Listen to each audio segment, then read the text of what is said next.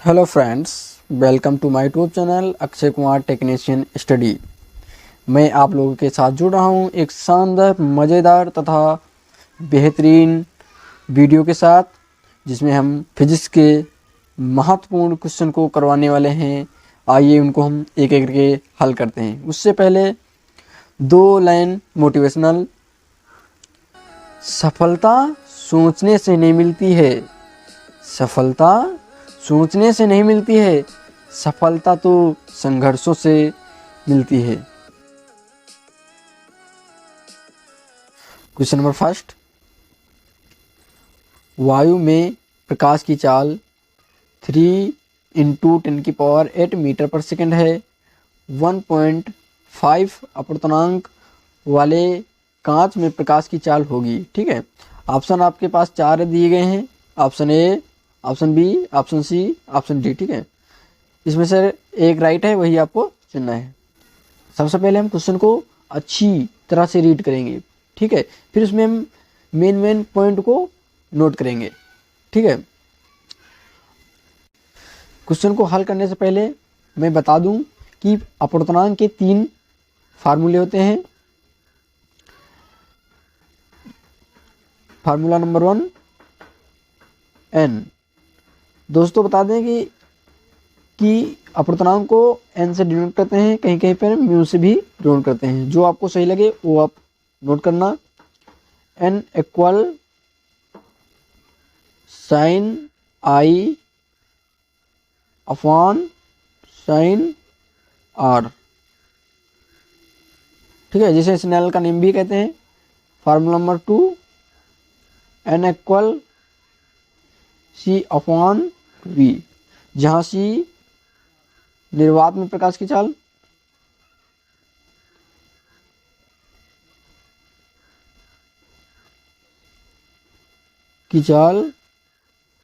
Upon माध्यम में प्रकाश की चाल।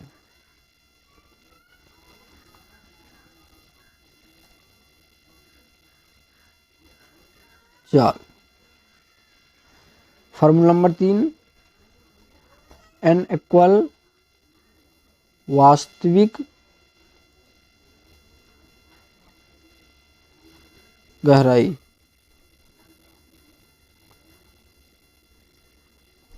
अपॉन आभासी गहराई।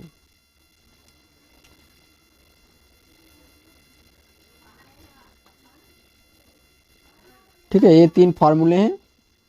आपको देखना है कि इस क्वेश्चन में कौन सा फार्मूला यूज होगा।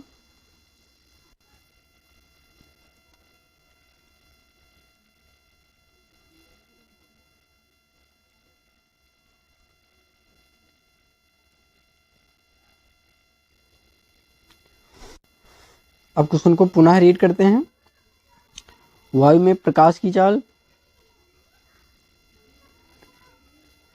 3 × 10⁸ मीटर पर सेकंड है तथा 1.5 अपवर्तनांक वाले कांच में प्रकाश की चाल ज्ञात करना है। ठीक है, इसमें मेन पॉइंट दिए गए हैं।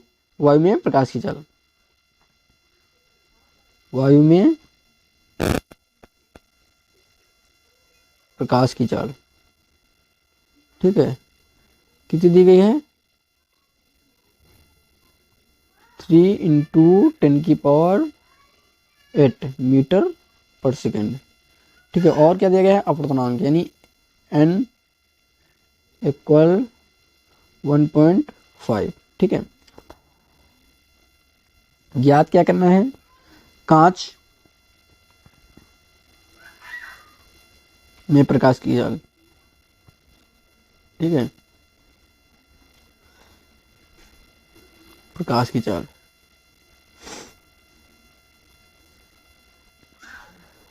सॉरी, यहाँ पर 2 बार प्रकाश लिख गया है। ठीक है,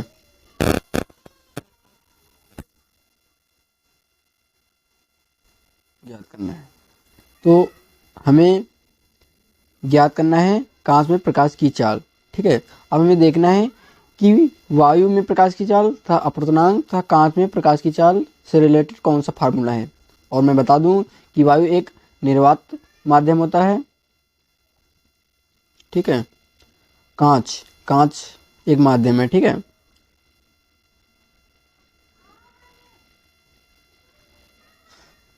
तो मैंने आपको 3 फार्मूले बताए थे, तो इस क्वेश्चन में सेकेंड फार्मूला यूज होगा, ठीक है। क्या था?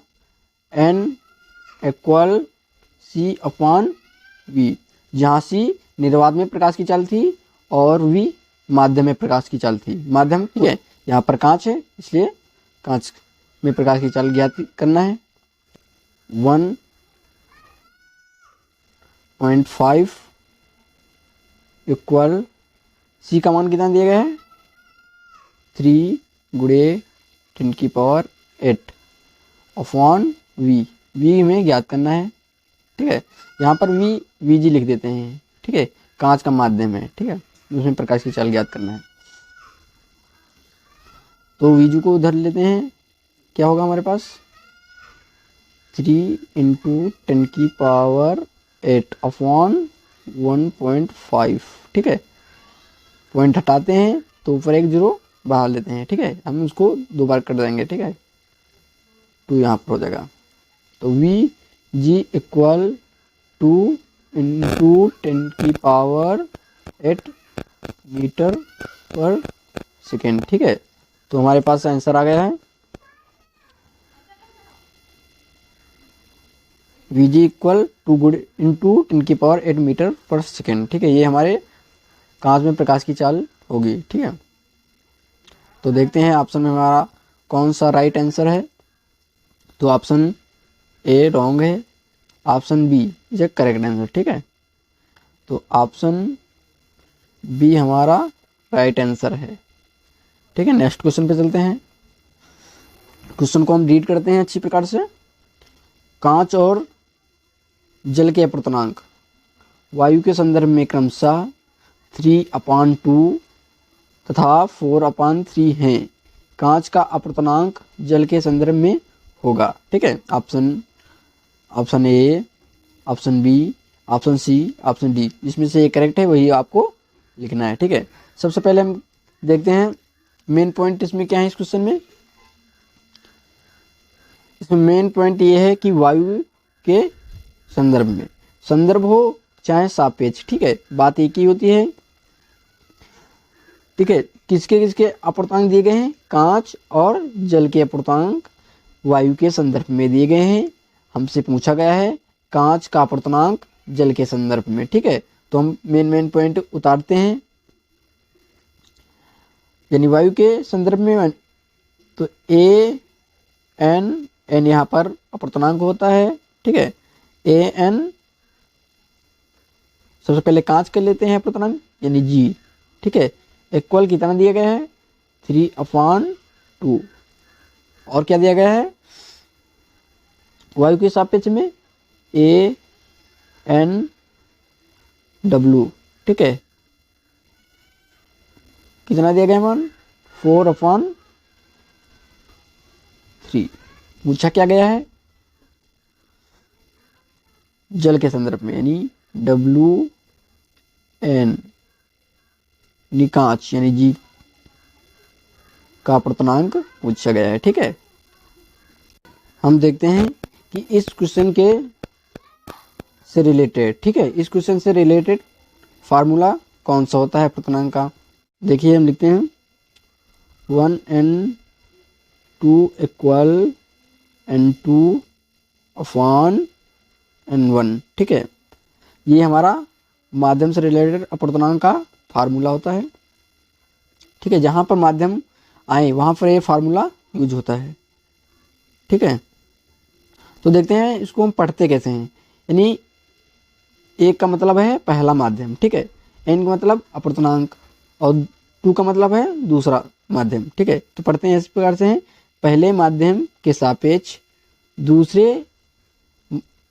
दूसरे माध्यम का अपर्तनांक इक्वल दूसरे माध्यम का अपर्तनांक अपॉन पहले माध्यम का अपर्तनांक, ठीक है।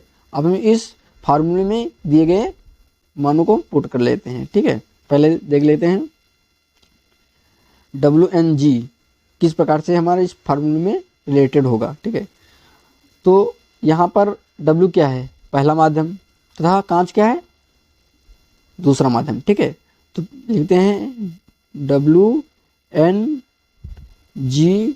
इक्वल, यहाँ पर क्या है, दूसरा माध्यम का अपर्तनांक है, तो यहाँ पर G दूसरा है माध्यम, यानी क्या हो जाएगा हमारे पर NG अपॉन NW। ठीक है, पहला माध्यम, तो यहाँ पर भी जल क्या है, पहला माध्यम। अब हम इस फार्मूले में दिए गए मानों को पुट कर लेते हैं, क्या क्या हो जाएंगे, यानी WNG इक्वल कितना दिया गया है, NG, यानी NG 3/2। ठीक है, फिर अपॉन ये वाला। ठीक है, अब दिया गया है NW, तो NW का कितना मान दिया गया है, 4/3। अब क्या करते हैं, सबसे नीचे वाला भाग ऊपर जाएगा और मध्य वाले आपस में गुणे हो जाते हैं। ठीक है, WNG इक्वल 3/3, ठीक है, अपॉन 2/4। ठीक है, WNG इक्वल 3 × 9 अपॉन 2/4 8। ठीक है, हमारे पास आंसर आ गया है। अब हमें देखना है हमारे इस आंसर से कौन सा ऑप्शन मैच हो रहा है। ठीक है, तो ऑप्शन ए रॉन्ग है, ऑप्शन बी 9/8 है, यहाँ पर भी 9/8 है, is a correct answer. Next question पे चलते हैं। ठीक है, सबसे पहले हम क्वेश्चन को रीड करेंगे। कांच के सापेक्ष वायु का अपर्तनांक दिया गया है 2/3 है, तथा वायु के सापेक्ष हीरे का अपर्तनांक 12/5 है। हीरे के सापेक्ष कांच का अपर्तनांक ज्ञात करना है। ऑप्शन दिए गए हैं, A, option B, option C, option D. Correct answer लिखना है। देखो फ्रेंड्स, ये भी क्वेश्चन हमारा माध्यम से रिलेटेड है। ठीक है, सबसे पहले हम मेन पॉइंट को लिख लेते हैं। किसके सापेक्ष बोल रहा है, कांच के सापेक्ष बोल रहा है। किसका अपर्तनांक, वायु का अपर्तनांक। ठीक है, तो जिसके सापेक्ष बोलता है उसे हम पहले लिखते हैं, यानी कांच के सापेक्ष बोल रहा है, यानी जी को हम पहले लिखेंगे। ठीक है, वायु का अपर्तनांक बोल रहा है, यानी अपर्तनांक को पहले बीच में लिखते हैं, नहीं GNA कितना दिया गया है, 2/3। और क्या दिया गया है, वायु के सापेक्ष। ठीक है, वायु के सापेक्ष हीरे का अपर्तनांक। ठीक है, 12/5 है, तो लिखते हैं AND। ठीक है, डी मतलब डायमंड। कितना दिया गया है, 12/5। पूछा क्या गया है, हीरे के सापेक्ष कांच का अपर्तनांक, तो यानी DNG।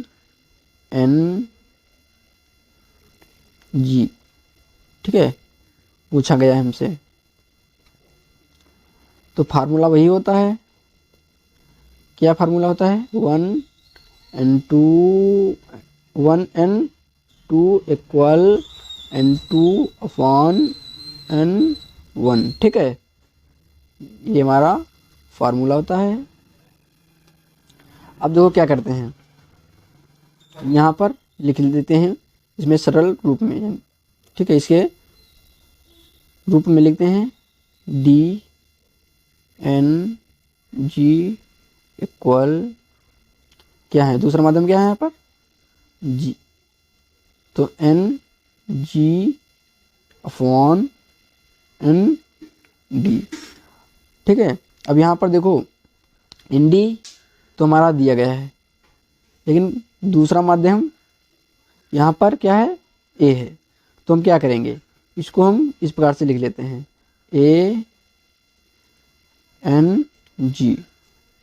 तो ये जो दिया गया मान है इसको हम पलट देंगे 3/5 2 हो जाएगा। पहले क्या था 2/3 था, अब क्या हो जाएगा 3/2 हो जाएगा। ठीक है, अब इस फार्मूले में दिए गए मानों को लिख लेते हैं। तो dn(g) इक्वल ng कितना दिया गया है 3/2, ठीक है, अपॉन nd कितना दिया गया है 12/5, ठीक है। ये ऊपर दर्जा जाएगा, ये आपस में जोड़ देंगे, क्या हो जाएगा हमारे पास dn(g) इक्वल 3/5 2/12 कितना हो जाएगा 15/24 काटते हैं, ठीक है।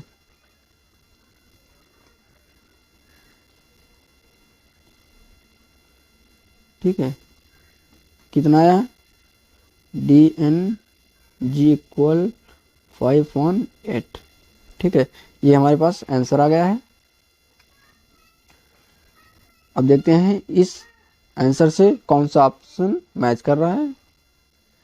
तो option A is A correct answer, ठीक है।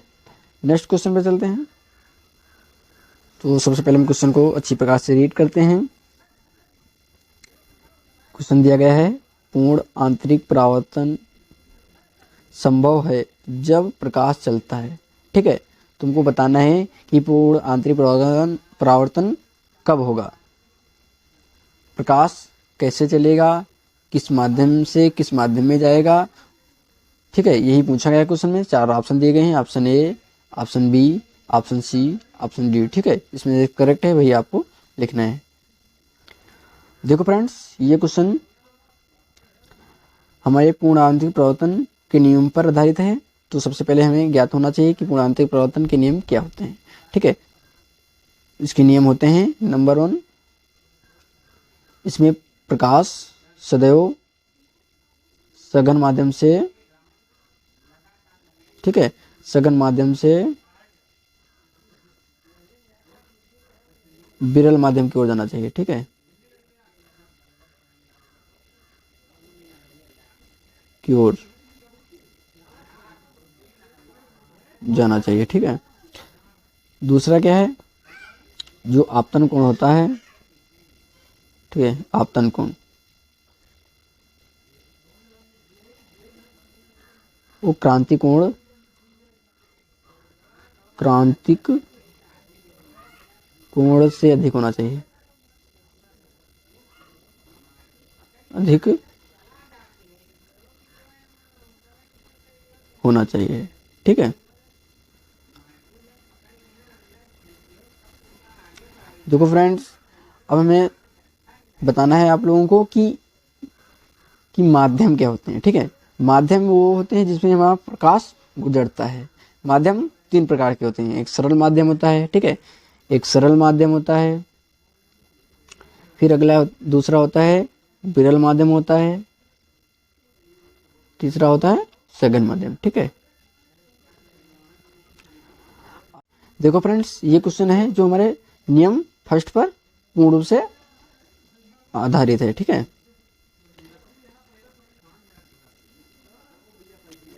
ठीक है, तो इसमें क्या होती है, प्रकाश सघन माध्यम से विरल माध्यम की ओर जाना चाहिए, ठीक है। सबसे पहले हम बता दें कि विरल माध्यम क्या होता है और सघन माध्यम क्या होते हैं, ठीक है।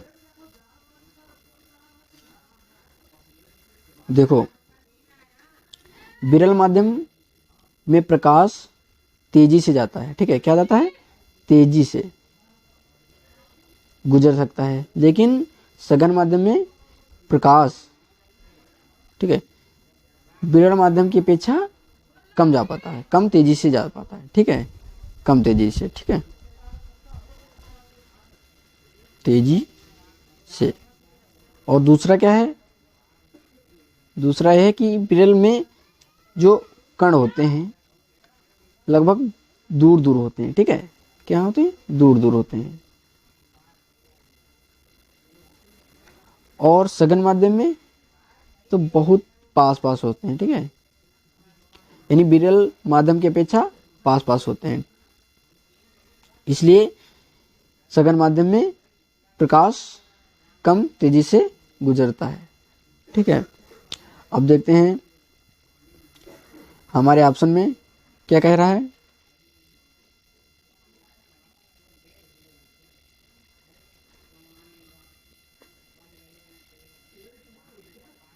यहाँ पर विरल, यहाँ पर सघन। ठीक है, अब देखते हैं ऑप्शन नंबर पहला क्या है, वायु से जल में।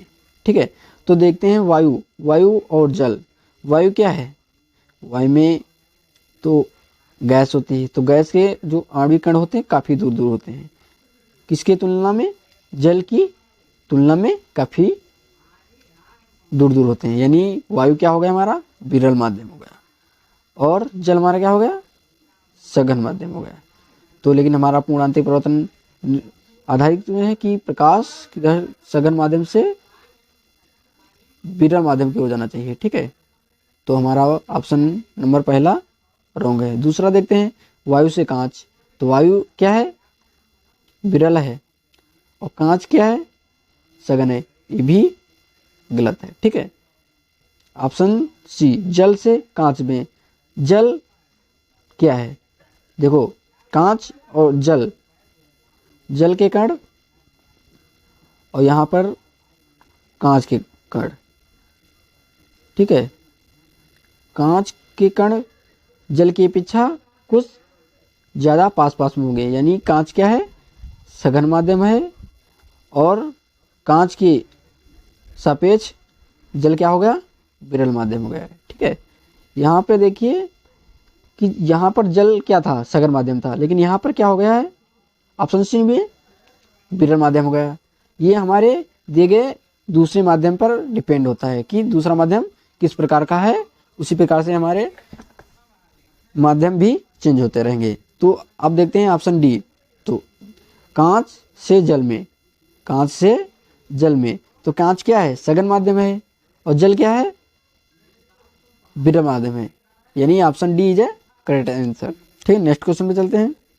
एक छोटी सी रिक्वेस्ट है, यदि आप लोग हमारे चैनल पर पहली बार विजिट कर रहे हैं तो हमारे चैनल को सब्सक्राइब कर दें, साथ में बेल आइकन को भी प्रेस कर दें, ताकि हमारे सभी नए वीडियो की नोटिफिकेशन आप लोगों तक सबसे पहले पहुंच सके।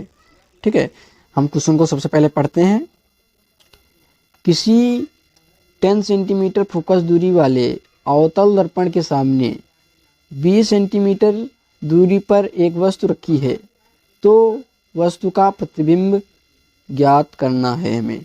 ठीक है, ऑप्शन दिए गए हैं 4, option A, option B, option C, option D.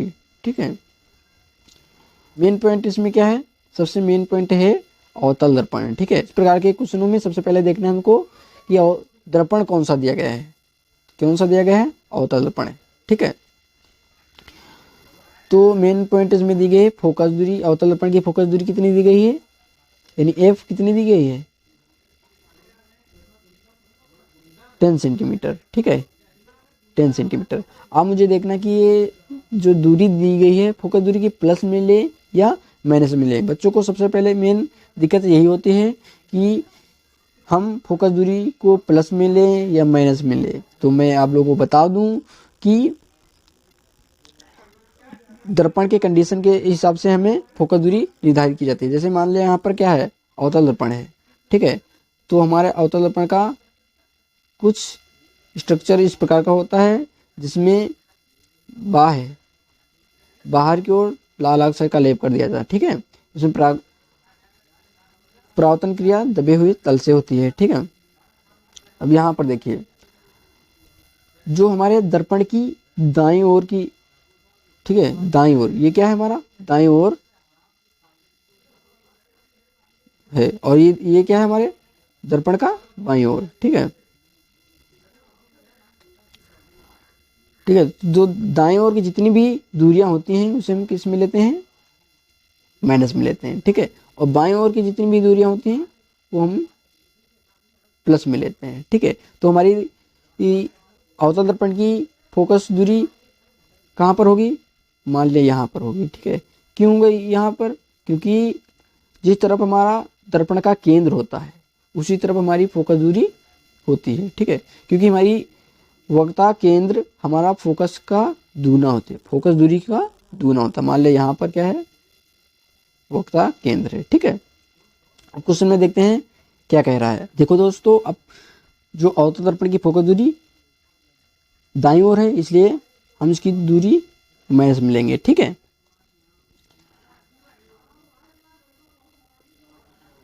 और क्या दिया गया है हमारे क्वेश्चन में, दर्पण के सामने 20 सेंटीमीटर दूरी पर एक वस्तु रखी है, ठीक है। कितनी दूरी पर रखी है, 20 सेंटीमीटर दूरी पर रखी है। वस्तु की दूरी हम u से प्रदर्शित करते हैं, कितनी दी गई है, 20 सेंटीमीटर, ठीक है। दर्पण के सामने यानी यहाँ पर कहीं, ठीक है, यहाँ पर वस्तु की दूरी दी गई, कितनी दी गई है, ठीक है, यहाँ पर कहीं पे दी गई है, ठीक है। मान लिया यहाँ पर दी गई है, ठीक है, सेंटीमीटर। पूछ क्या रहा है, प्रतिबिंब की दूरी, ठीक है, जिसे हम v से प्रदर्शित करते हैं, ठीक है। ये अब मुझे देखना है कि फोकस दूरी और वस्तु की दूरी तथा प्रतिबिंब की दूरी में रिलेटेड फार्मूला क्या होता है, ठीक है। तो फार्मूला पता होना चाहिए सभी को। 1 क्या होता है, 1/f इक्वल 1/v और प्लस 1/u, ठीक है। यदि यहाँ पर लेंस हो जाता है, यहाँ पर अगर लेंस हो जाता तो यहाँ पर हम किस में लेते हैं, प्लस की जगह पे हम माइनस ले लेते हैं। बस इतना ही अंतर होता है लेंस और दर्पण में, ठीक है। अब हम दिए गए सभी मानों को हम इस फार्मूले में पुट कर लेते हैं, ठीक है। तो 1/f कितना दिया गया, -10 सेंटीमीटर इक्वल 1/v ज्ञात करना है हमको, प्लस 1/u कितना दिया गया है, सॉरी यहाँ पर वस्तु दूरी भी माइनस में ली जाएगी, ठीक है, क्योंकि यह वस्तु की दूरी हमारे दर्पण के दाईं ओर है, ठीक है, -20 सेंटीमीटर। अब हम यहाँ पर क्या करेंगे, 75 कर देंगे, ठीक है। ये जो चीज़ है हमारी, ठीक है, इधर चली जाएगी, ठीक है। यहाँ पर प्लस और माइनस है तो क्या हो जाएगा, प्लस माइनस क्या होते हैं, माइनस हो जाता है, ठीक है। जब यहाँ पर माइनस हो जाएगा तो जब इधर हम ले आएंगे तो प्लस में हो जाएगा, ठीक है। तो देखते हैं क्या होता है। तो 1/v इक्वल 1/-10 सेंटीमीटर प्लस 1/20, ठीक है। अब इसमें हम हर इसके हम बराबर करते हैं, ठीक है। तो 2 से हम इधर गुणा करेंगे और 2 से नीचे, ठीक है। क्या होगा, 2, ठीक है, माइनस हो जाएगा, ये माइनस ऊपर चला गया, माइनस यहाँ पर क्या है, प्लस यहाँ पर 1, ठीक है, अपॉन 10 गुणे 2 यानी 20, हर सेम है, ठीक है। तो जब हर सेम होते हैं तो हम उसमें से कोई एक रख लेते हैं, ठीक है,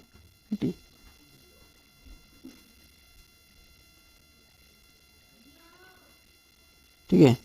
यहाँ पर रफ करके हम बता देते हैं।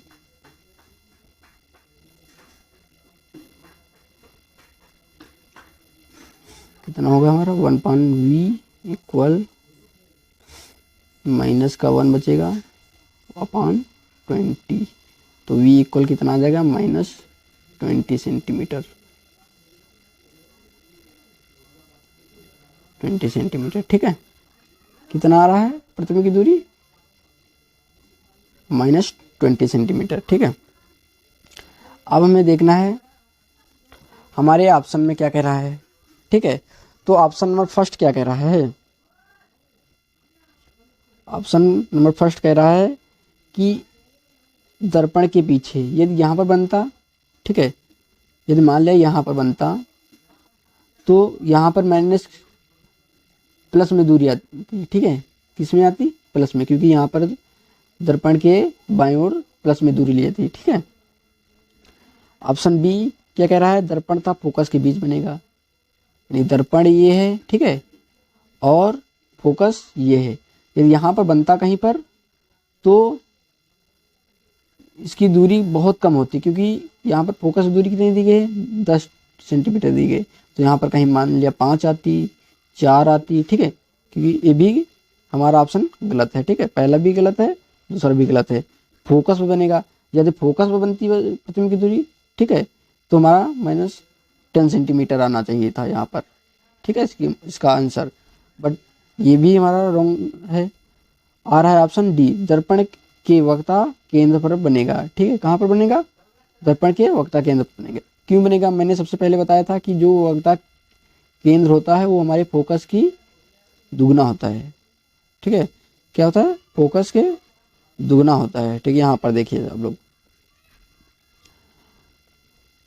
C = F, ठीक है, तो F कितना दिया गया है, 10 सेंटीमीटर, तो कितना हो जाएगा 20 सेंटीमीटर। तो प्रतिबिंब की दूरी कितनी दी गई है, 20 सेंटीमीटर दी गई है, ठीक है, कितनी दी गई है, 20 सेंटीमीटर दी गई है। और यहाँ पर क्या रहा, 20 सेंटीमीटर, यानी ये ऑप्शन डी जो करेक्ट आंसर है, ठीक है। नेक्स्ट क्वेश्चन पे चलते हैं। हम क्वेश्चन को अच्छी प्रकार से रीड करते हैं। एक उत्तल दर्पण की फोकस दूरी 20 सेंटीमीटर है। एक वस्तु दर्पण के सामने 20 सेंटीमीटर दूरी पर रखे जाने पर प्रतिबिंब की दूरी ध्रुव से होती है। ऑप्शन आपके पास है A, option B, option C, option D, ठीक है, करेक्ट आंसर लिखना है आपको। तो मैंने इससे पहले एक क्वेश्चन हल करा चुका हूँ, ठीक है, जिसमें मेन पॉइंट क्या होता था, क्या होता था, दर्पण होता है। इस प्रकार से क्वेश्चन में मेन पॉइंट क्या होता है, हमें सबसे पहले क्या देखना होता है कि दर्पण कौन सा दिया गया है, ठीक है, उसमें दिया गया था अवतल, इसमें दिया गया है उत्तल, ठीक है। तो देखते हैं उत्तल का स्ट्रक्चर किस प्रकार का होता है, इस प्रकार का होता है, ठीक है। अब यहाँ पर देखिए, इसके दबे तल पर लाल ऑक्साइड का लेप होता है, ठीक है, और प्रकाश परावर्तन क्रिया कहाँ से होती है, यहाँ उभरे तल से होती है, ठीक है। ये जो रेखा है इसे मुख्य अक्ष कहते हैं, ठीक है, ठीक है, ये बिंदु, ठीक है, ये बिंदु कहते हैं ध्रुव, ठीक है, जिसे हम पी से नोट करते हैं। अब देखते हैं फोकस दूरी, ठीक है, मैंने बताया था फोकस दूरी दर्पण की कंडीशन पर आधारित होते हैं कि वो माइनस में ली जाएगी या प्लस में ली जाएगी, ठीक है। यहाँ पर देखिए फोकस इसका कहाँ पर होगा, मान लिया यहाँ पर क्या है, केंद्र, ठीक है, जो केंद्र होता है वो हमारे फोकस का दुगना होता है। तो मान लिया यहाँ पर कहीं पर हमारा फोकस F होगा, ठीक है, जिसकी दूरी कितनी है दर्पण से 20 सेंटीमीटर मान लिया गया, ठीक है। अब देखते हैं और क्या दिया गया है, एक वस्तु के सामने, यानी एक वस्तु दर्पण के सामने ध्रुव से, यानी ध्रुव से 20 सेंटीमीटर दूरी पर रखी गई है, ठीक, कहाँ पर रखी गई है, मान ली यहाँ पर रखी गई है, ठीक है, कितनी दूरी दी गई है, 20 सेंटीमीटर, ठीक है। यदि यहाँ पर दी गई है दर्पण के दाईं ओर दी गई, यानी माइनस में ली जाएगी, ठीक है, यहाँ पर प्लस में ली जाती है बाईं ओर, ठीक है। प्रतिबिंब की दूरी ज्ञात करना है, तो मेन पॉइंट नोट करते हैं। सबसे मेन पॉइंट है फोकस दूरी, यानी F इक्वल कितना दिया गया है, 20 सेंटीमीटर, ठीक है। प्लस में ले या माइनस में, प्लस में लेंगे क्योंकि बाईं ओर है, ठीक है। वस्तु दर्पण के सामने, वस्तु की दूरी किस में ली जाएगी, यानी U इक्वल -20 सेंटीमीटर। तुमने एक बात नोट की है कि चाहे दर्पण अवतल हो चाहे उत्तल हो, वस्तु की दूरी हमेशा माइनस में ली जाती है, ठीक है। V ज्ञात करना है, ठीक है, तो फार्मूला वही होता है,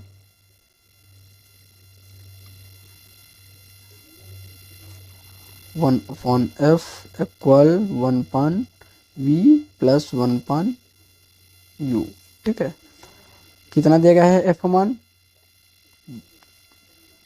20 centimetre of equal 1/v। We कितना दिया गया है, वी हमें ज्ञात करना है, ठीक है। और प्लस 1/-20, ठीक है। 75 करेंगे तो क्या हो जाएगा हमारा, जी वाला पोर्शन इधर लाते हैं, ठीक है। प्लस माइनस माइनस हो जाएगा, प्लस और माइनस माइनस होता है, ठीक है। यानी हम इधर 1/v इक्वल ये पोर्शन इधर ले जाएंगे तो क्या बचेगा, 1/20 प्लस 1/20,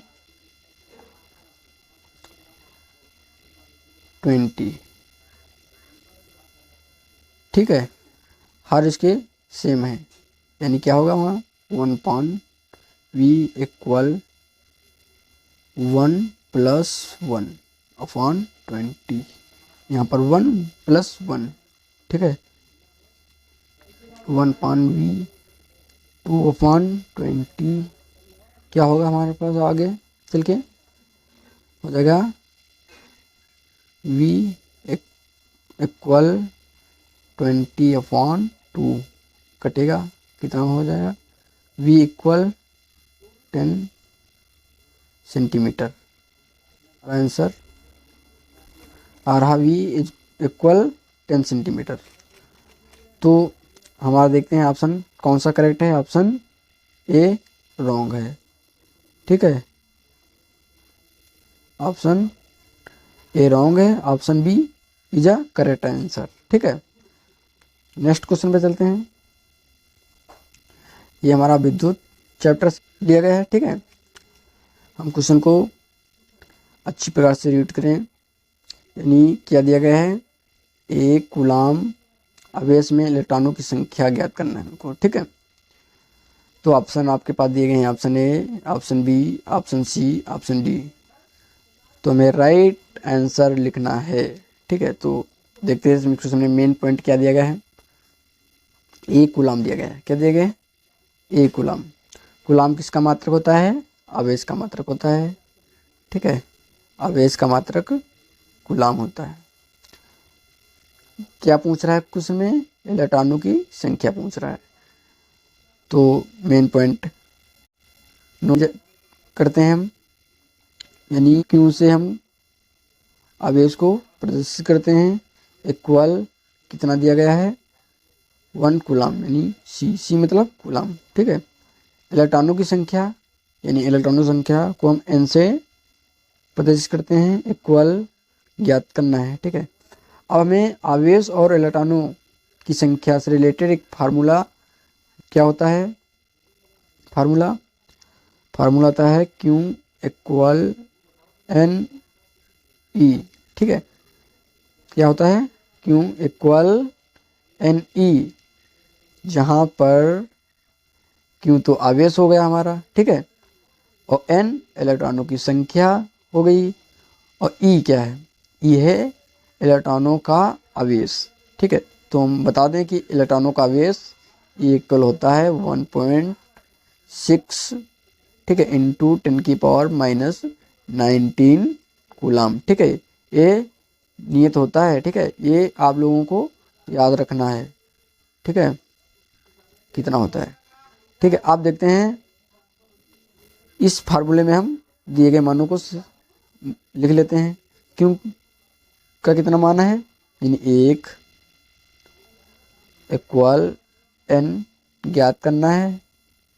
ई का मान कितना दिया गया है, 1.6 इंटू 10⁻⁻19 कूलाम, ठीक है। अब क्या करेंगे हम, n को, जो गुणे में चीज़ होती है वो हम अगर हम 75 करते हैं तो बट्टे में चली जाती है, ठीक है। तो 1/, ये हमारे गुणे में चीज़ है ना, तो बट्टे में जाएगी 1.6 इंटू 10⁻⁻19, ठीक है। यहाँ पर पॉइंट हटाया, यहाँ पर 0 बढ़ा लिया, ठीक है। अब हम उसको काटते हैं, कितना हो जाएगा, यहाँ पर 5 हो जाएगा, यहाँ पर कितना हो जाएगा, 8 हो जाएगा, ठीक है। अब और काटते हैं, टोटल ही काट लेते हैं, 8 × 8 कटेगा नहीं, तो लगाया क्या, मैंने पॉइंट लगा लिया यहाँ पर 0 बढ़ गया, तो काटेंगे कितना हो जाएगा, 6 बार का जाएगा, कितने में जा रहा है, 6 बार जा रहा है 48। अब क्या बचा हमारे पास 20, ठीक है, और क्या बचा, ठीक है, इनटू कितना बचा हमारे पास, n इक्वल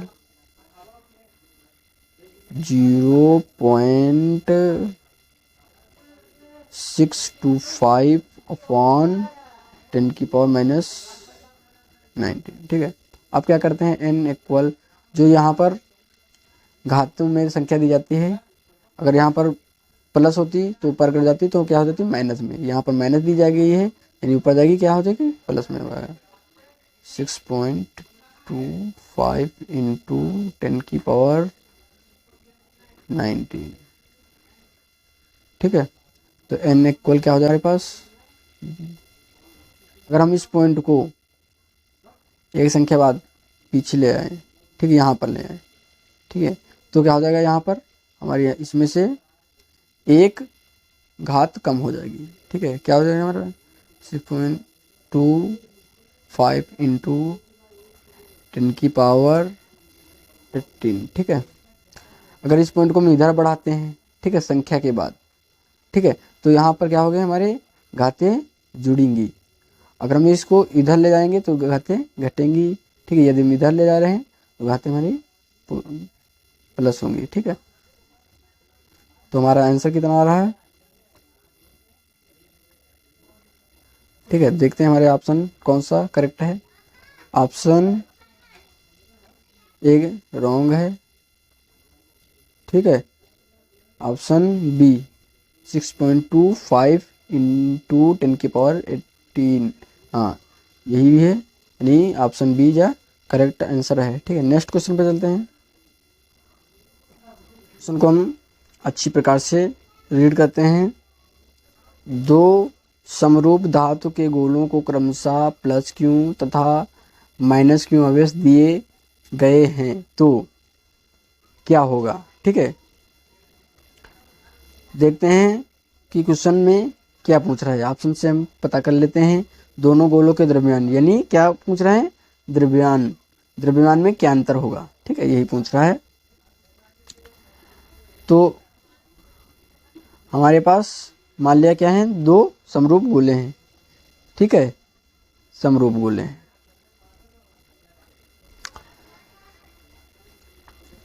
कह रहे हैं एक को +q आवेश दिया गया है और एक को माइनस आवेश दिया गया है, ठीक है। जिस आवेश को +q आवेश दिया गया है उसे हम क्या कहते हैं, धनावेशित कहते हैं। क्या कहते हैं, धनावेशित। जिस वस्तु पर धन आवेश होगा उसे हम क्या कहेंगे, धनावेशित वस्तु कहेंगे।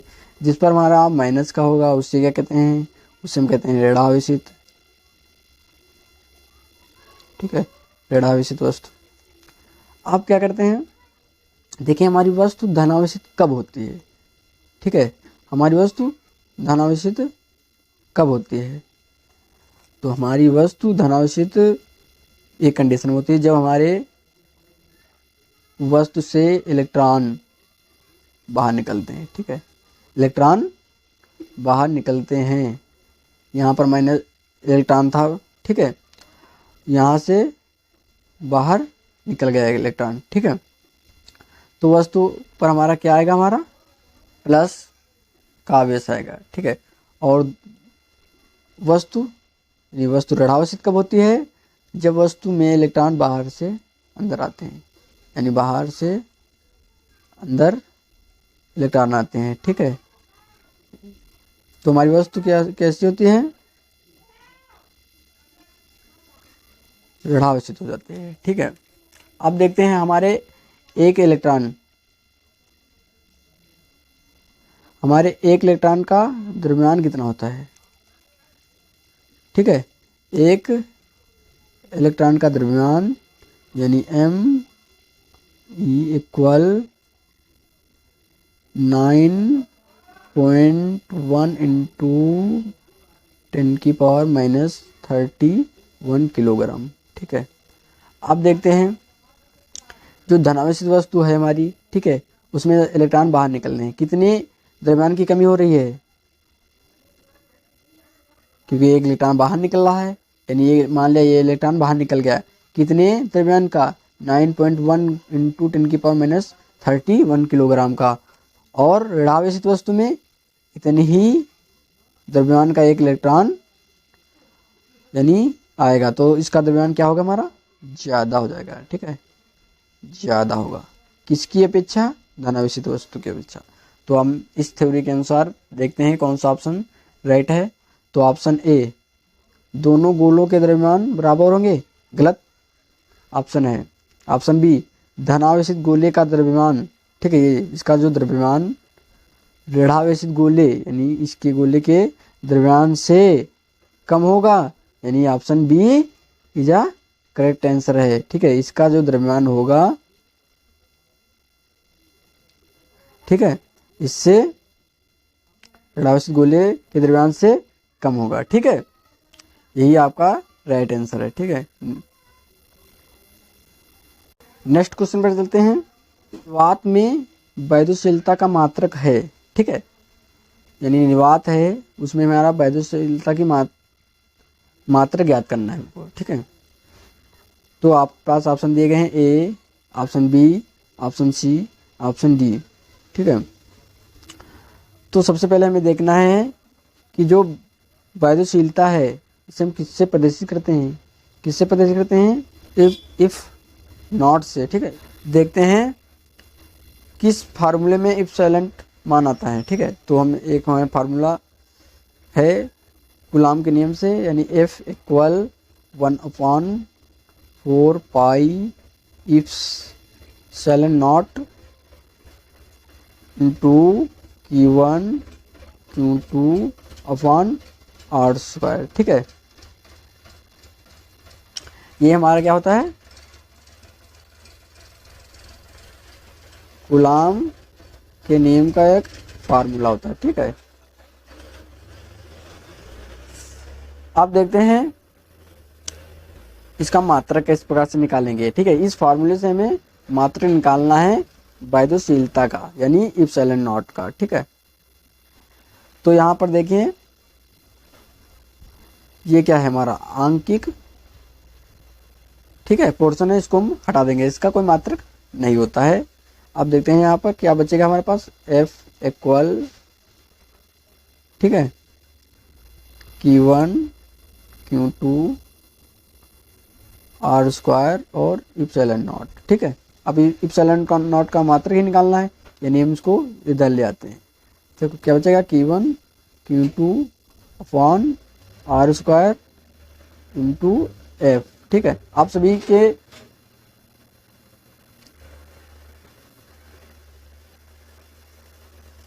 के मात्रक ले लेते हैं। ठीक है, यहाँ से यहाँ में इप्सिलॉन नॉट, Q1 का मात्रक क्या होता है, कूलाम, यानी एक आवेश का कूलाम, यानी यहाँ पर दो आवेश है, यानी क्या हो जाएगा, कूलाम। ठीक है, तो क्या हो जाएगा, कूलाम स्क्वायर हो जाएगा। ठीक है, कूलाम स्क्वायर हो गया अपॉन R, यहाँ पर दूरी है, यानी इसका मात्रक क्या होता है, मीटर, स्क्वायर है यानी मीटर स्क्वायर हो जाएगा, यानी और ये F यानी बल, इसका मात्रक होता है न्यूटन। ठीक है, अब देखते हैं क्या हो गया बचा, कूलाम स्क्वायर,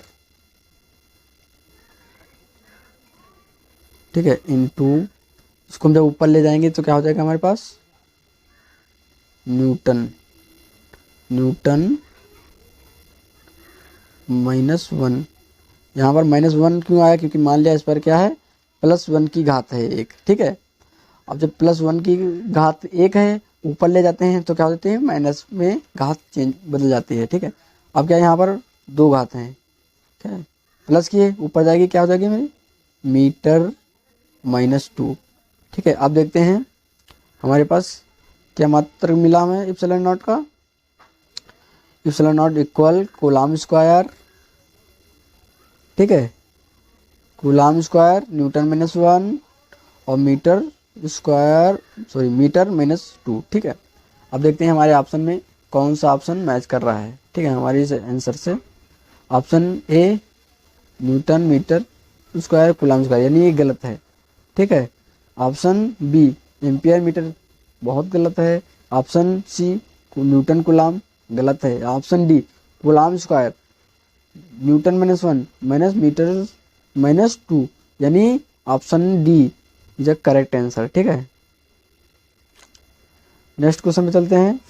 क्वेश्चन नंबर अगला, धन आवेशित वस्तु में है। ठीक है, धन आवेशित वस्तु में क्या होता है। ठीक है, मान लें हमारे पास क्या है, मान लिया क्या है, एक धन आवेशित वस्तु है। ठीक है, क्या है, धन आवेशित वस्तु, जिसमें धन की अधिक मात्रा होती है। ठीक है, जिसमें से धन आवेशित वस्तु कब होती है, जब इलेक्ट्रॉन बाहर निकल जाते हैं। ठीक है, तो ऑप्शन में हम पढ़ते हैं, ऑप्शन क्या ए क्या कह रहा है, न्यूट्रॉनों की अधिकता। ठीक है, और ऑप्शन बी क्या कह रहा है, इलेक्ट्रॉनों की अधिकता। यदि में इलेक्ट्रॉनों की अधिकता हो जाएगी, यहाँ पर खूब आ जाएंगे इलेक्ट्रॉन।